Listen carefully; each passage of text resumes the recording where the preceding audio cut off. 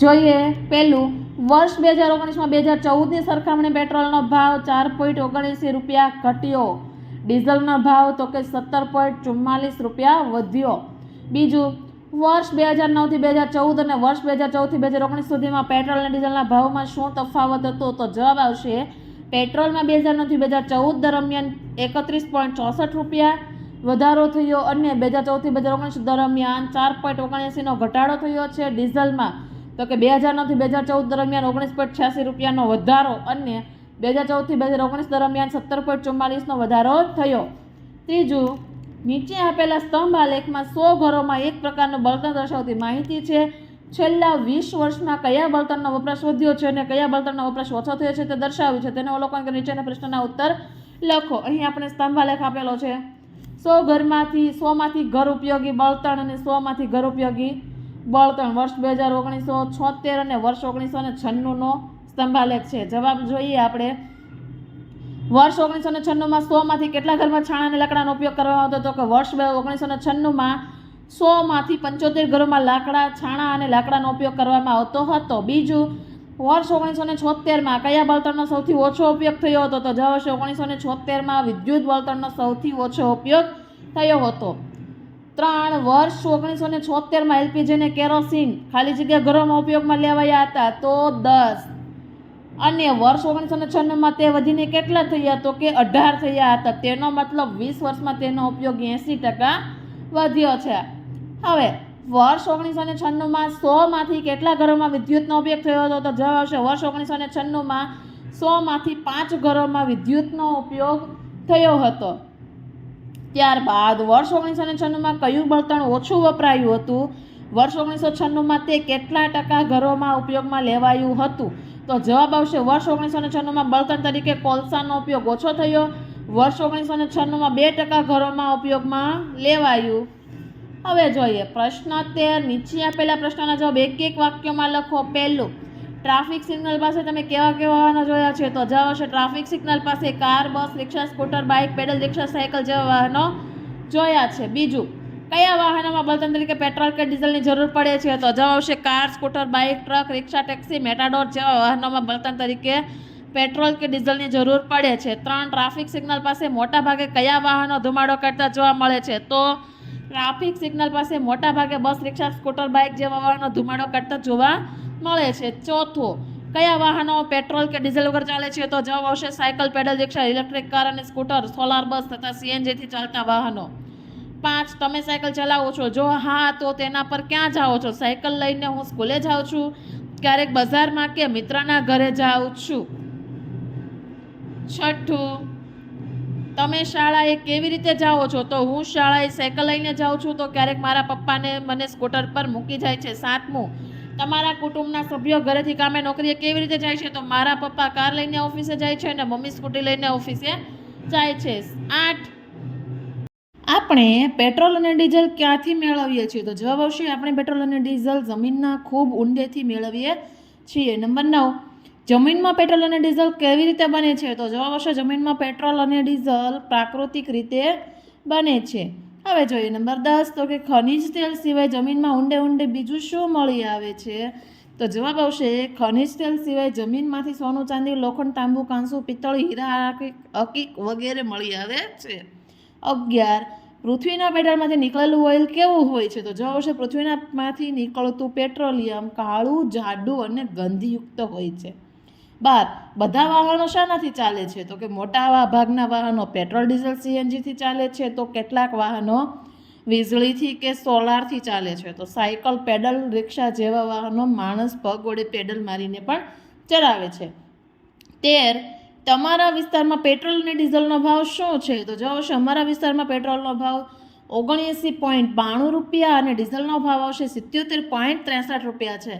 14, diesel ક્યાં ક્યાં વપરાય છે? તો જવાબ આવશે ટ્રક, ટ્રેક્ટર, બસ, ભારવાહક, ટેમ્પો વગેરે જેવા વાહનોમાં ડીઝલ વપરાય છે. 15, કેરોસીનનો ઉપયોગ ક્યાં ક્યાં થાય છે? તો જવાબ આવશે કેરોસીનનો ઉપયોગ ફાનસ, સ્ટવ વગેરેમાં થાય છે. એ સિવાય કપડાને ડ્રાય ક્લિનિંગ કરવા તથા રંગનો અને પ્લાસ્ટિકનો બનાવવા માટે થાય છે. 16, કાર, ટ્રેક્ટર કે વિમાનમાં ઇંધણ તરીકે શું વપરાય છે? તો કે કારમાં ઇંધણ તરીકે પેટ્રોલ, વીજળી કે સીએનજી, ટ્રેક્ટરમાં પેટ્રોલ ડીઝલ અને વિમાનમાં એકદમ શુદ્ધ કેરોસીનનો ઈંધણ તરીકે ઉપયોગ થાય છે. 17 પ્લાસ્ટિક અને રંગો બનાવવા માટે કયા ઈંધણનો ઉપયોગ થાય છે? તો જવાબ આવશે પ્લાસ્ટિક અને રંગો બનાવવા માટે ઈંધણ તરીકે કેરોસીનનો ઉપયોગ થાય છે. 18 એલપીજી સિલિન્ડરમાં શું હોય છે? તો કે એલપીજી સિલિન્ડરમાં પ્રોપેન અને બ્યુટેન નામનો ગેસ ભરેલો હોય છે. 19 તમે કોઈને જાણો છો જે ચૂલો સળગાવવા સૂકા લાકડા અથવા સૂકા પાંદડા વીણતા હોય? હા, અમારા શહેરથી થોડે દૂર ઝૂંપડપટ્ટી વિસ્તાર છે. ત્યાંના લોકો જ્યાં વધુ વૃક્ષો હોય ત્યાંથી સૂકા લાકડા અને સૂકા પાંદડા વીણતા હોય છે. 20 તમારા વડીલ નાના હતા ત્યારે રસોઈ બનાવવા ઘરમાં કયું બળતણ ઉપયોગમાં લેતા? તો અમારા વડીલ નાના હતા ત્યારે રસોઈ બનાવવા માટે છાણા લાકડા, કોલસો અને કેરોસીન જેવા બળતણનો ઉપયોગમાં લેવાતું હતું. 21 તમારા વિસ્તારમાં છેલ્લા 10 વર્ષમાં રસોઈ માટે કયા કયા બળતણનો ઉપયોગ વધ્યો છે, કયા કયા બળતણનો ઉપયોગ ઘટ્યો છે? તો જવાબ આવશે અમારા વિસ્તારમાં છેલ્લા 10 વર્ષમાં એલપીજી પીએનજી ગેસનો ઉપયોગ રસોઈ માટે વધ્યો છે.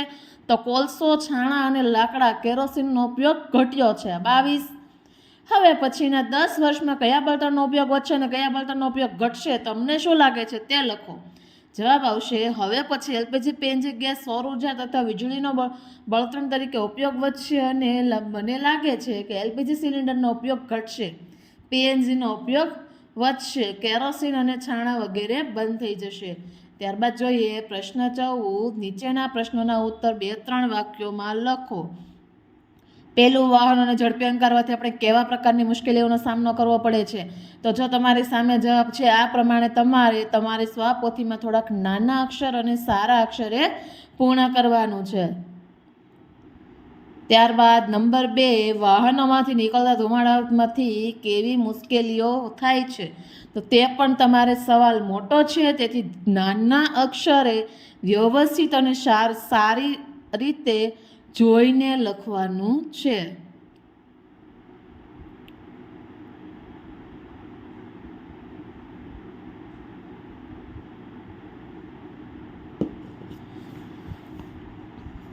ત્યારબાદ સવાલ નંબર 3, તો કે વાહનોના હોર્નના ઘોંઘાટથી આપણને કેવી મુશ્કેલીઓ થાય છે? તો પહેલું, ધ્વનિ પ્રદૂષણ થાય. બીજું, વધારે પડતા ઘોંઘાટના સંપર્કમાં રહેવાથી કાયમી બહેરાશ આવી જાય છે. 3, હૃદય સંબંધી રોગ થઈ શકે છે. 4, પાચન તંત્રમાં ગરબડ થતાં અલ્સર જેવી સમસ્યાઓ થાય છે. 5, તો કે બ્લડ પ્રેશરની સમસ્યા થાય છે. 6, ઊંઘ ઓછી થવી, સ્વભાવ ચીડિયો થવો, તણાવ જેવી સમસ્યાઓ થાય છે. અને 7, પશુ પક્ષીઓમાં ભય અને ખોરાક શોધવામાં પણ મુશ્કેલી થાય છે. નંબર 4, ભારતના કયા રાજ્યોમાં તેલ ક્ષેત્રો આવેલા છે? તો જવાબ આવશે ભારતમાં ગુજરાત, મહારાષ્ટ્ર, આંધ્રપ્રદેશ, પશ્ચિમ બંગાળ, આસામ, અરુણાચલ પ્રદેશ, તમિલનાડુ, રાજસ્થાન, ત્રિપુરા, મેઘાલય, કર્ણાટક વગેરે રાજ્યોમાં તેલ ક્ષેત્રો આવેલા છે. 6, શું પેટ્રોલ ખૂટી જવા આવ્યું છે? કેવી રીતે? તો જવાબ આવશે હા, વિશ્વમાં પેટ્રોલથી ચાલતા વાહનોની સંખ્યા વધી ગઈ છે. પેટ્રોલ બચાવવા બાબતે લોકો જાગૃત નથી. પેટ્રોલ આપણે બનાવી શકતા નથી, તે જમીનની અંદર કુદરતી રીતે જ બને છે. તેને બનતા લાખો વર્ષો લાગે છે. આથી પેટ્રોલના વપરાશ સામે તે ઘણું ઓછું બચ્યું છે. 6, આપણે પેટ્રોલિયમમાંથી શું મેળવ્યું છે અથવા તો પેટ્રોલિયમ પેદાશો કઈ કઈ છે? તો જવાબ આવશે આપણે પેટ્રોલમાંથી kerosene, diesel, petrol engine oil, વિમાન માટેનું ઈંધણ તથા એલપીજી, વેક્સ, કોલટાર, ગ્રીસ વગેરે મેળવીએ છીએ. 7, જો આપણે ટ્રાફિક સિગ્નલની લાલ લાઇટ પર ઊભા રહેતા વાહનનું એન્જિન બંધ રાખીએ તો કયા ફાયદાઓ થાય? પહેલું, ધ્વનિ અવાજનું પ્રદૂષણ ઓછું થાય. બીજું, પેટ્રોલ અને ડીઝલની બચત થાય. 3, ધુમાડાના કારણે થતું હવાનું પ્રદૂષણ પણ ઘટે છે. 4, પેટ્રોલ ડીઝલની બચત થતાં આર્થિક બચત પણ થાય છે. 8, તમારા ઘરમાં 1 મહિનામાં કેટલું પેટ્રોલ અને ડીઝલ વપરાય છે? તે શા માટે વપરાયું? તો જવાબ આવશે અમારા ઘરમાં ડીઝલનો વપરાશ નથી થતો, ફક્ત પેટ્રોલનો વપરાશ થાય છે. મહિનામાં પેટ્રોલનો વપરાશ 50થી 55 લીટર જેટલો થાય છે. મારા પપ્પા કાર લઈને ઓફિસે જાય છે, તેમની ઓફિસ દૂર છે અને મારા મમ્મી સ્કૂટર લઈને જાય છે. જો તમારા ગામ અથવા નગરમાં 1 અઠવાડિયા સુધી પેટ્રોલ કે ડીઝલ ન મળે તો શું થાય? તો જવાબ આવશે અમારા ગામ અથવા નગરમાં 1 અઠવાડિયા સુધી પેટ્રોલ કે ડીઝલ ન મળે તો ઘણી મુશ્કેલીઓ થાય છે. પહેલું, 1-2 દિવસમાં જ કાર, સ્કૂટર, ટ્રેક્ટર, બસ જેવા વાહનો ચાલતા બંધ થઈ જાય. લોકોને આવવા જવામાં મુશ્કેલી થાય, પેટ્રોલ ડીઝલનો ઉપયોગ થતો હોય તેવી મિલ, ફેક્ટરી, ધંધાઓ બંધ થઈ જાય. 10મું, તમે ક્યારેય સૂકા લાકડા વીણ્યા છે કે ગાયના છાણાના છાણા બનાવ્યા છે કે કોઈને બનાવતા જોયા છે? તે કેવી રીતે બનાવવામાં આવે છે? તો જવાબ આવશે ના, મેં ક્યારેય સૂકા લાકડા વીણ્યા નથી કે છાણા બનાવ્યા નથી. પણ અમારા વિસ્તારથી થોડે દૂર એક ભરવાડનો વાડો છે. ત્યાં ગાય, ભેંસ જેવા પ્રાણીઓ પણ છે. તેમને મેં છાણને હાથ વડે થાપીને છાણા બનાવતા જોયા છે. 11, તમારા ઘરમાં રસોઈ કેવી રીતે બને છે? તમારા વિસ્તારમાં બીજા કુટુંબમાં રસોઈ કેવી રીતે બને છે? જવાબ આવશે, અમારા ઘરમાં રસોઈ બનાવવા માટે એલપીજી સિલિન્ડરનો વપરાશ થાય છે. અમારા વિસ્તારના બીજા કુટુંબોમાં કેટલાક લોકો એલપીજી સિલિન્ડર વાપરે છે તો કેટલાક લોકો પીએનજી ગેસ લાઇનનો પણ ઉપયોગ કરે છે. 12, શું તમારા ઘરમાં કે તમારી આસપાસના વિસ્તારમાં બીજા કુટુંબોમાં રસોઈ બનાવવા લાકડા અથવા છાણાનો ઉપયોગ થાય છે? જો હા, તો ધુમાડાના કારણે તેમને કેવી મુશ્કેલીઓ પડે છે? જવાબ આવશે, અમારા વિસ્તારમાં લાકડા અને છાણાનો ઈંધણ તરીકે ઉપયોગ નથી થતો. અમારા વિસ્તારથી થોડે દૂર ભરવાડ પરિવાર રહે છે. તેઓ ચૂલામાં લાકડા અને છાણાનો ઉપયોગ કરે છે અને ખૂબ ધુમાડો થતાં તેમને આંખમાં બળતરા, શ્વાસ લેવામાં તકલીફ, ઉધરસ જેવી મુશ્કેલીઓ પણ થાય છે. 13મું, શું દુર્ગા લાકડી સિવાય બીજું કંઈ વાપરી શકે? કેમ? ના, દુર્ગા ખૂબ જ ગરીબ હોવાથી લાકડા સિવાયના ઈંધણ જેમ કે એલપીજી, કેરોસીન વગેરે વાપરી ન શકે, કારણ કે તે ખૂબ જ મોંઘા હોય છે. લાકડા કે છાણા મફતમાં મળે, તેથી તેને ઈંધણ તરીકે એ જ સરળ બની રહે. થેન્ક યુ વિદ્યાર્થી મિત્રો.